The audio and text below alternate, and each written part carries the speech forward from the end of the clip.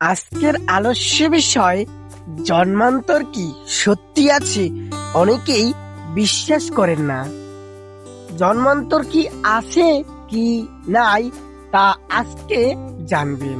কেন আত্মা ফিরে আসে জানুন। বেদে কি বলেছে? হিন্দু ধর্মে মানুষের জীবনে জন্ম মৃত্যু হলো পরম সত্য।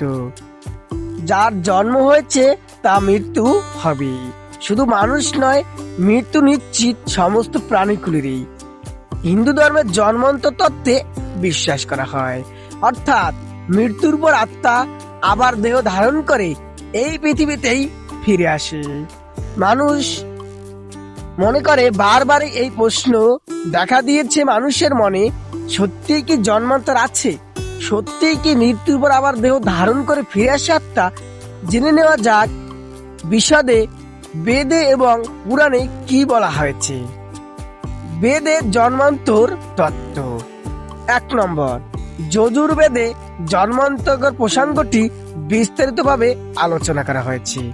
2, উপনিষদে বলা হয়েছে যে এক মুহূর্তের কম সময়ে অথবা সর্বোচ্চ 30 সেকেন্ডের মধ্যে আত্মা একটি দেহ ত্যাগ করে অন্য দেহে প্রবেশ করে।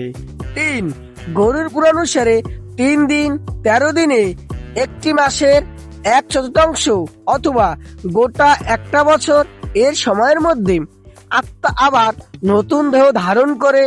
যে আত্মা আবার দেহ ধারণ করে না সেই আত্মা হয় পিতৃলোক, আর নয়তো স্বর্গলোকে চলে যায়, আর নয়তো তারা উদ্দেশ্যহীন ভাবে ঘুরে বেড়ায়। সেই সব কারণে আবার জন্ম নেয় আত্মা। 1, যদি মৃত্যুর আগ পর্যন্ত কারো উপর রাগ থাকে এবং মৃত্যুর সময় তাকে ক্ষমা করতে না পারেন, তাহলে সেই আত্মা প্রতিশ্রুতিতে আবার জন্ম নেয়। 2, দুর্ঘটনা বা অন্য কোনো কারণে সময়ের আগে মৃত্যু হলে সেই আত্মারা জাগতিক আশা আকাঙ্ক্ষা পূর্ণ হয় না। এই ধরনের আত্মারা নিজেদের অতিরিক্ত কামনা পূরণ করতে আবার জন্ম নেয়। 3, যে ব্যক্তি জীবদশায় অনেক পাপ ও অপকর্ম করেছে সেই আত্মার সহজেই মুক্তি হয় না। এই ধরনের আত্মা পৃথিবীতে দুঃখ কষ্ট ভোগ করতে বারবার ফিরে আসে।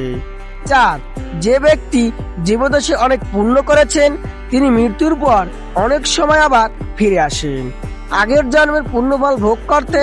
এই জন্মে আনন্দে জীবন কাটাতে ফিরে আসে সেই আত্মা।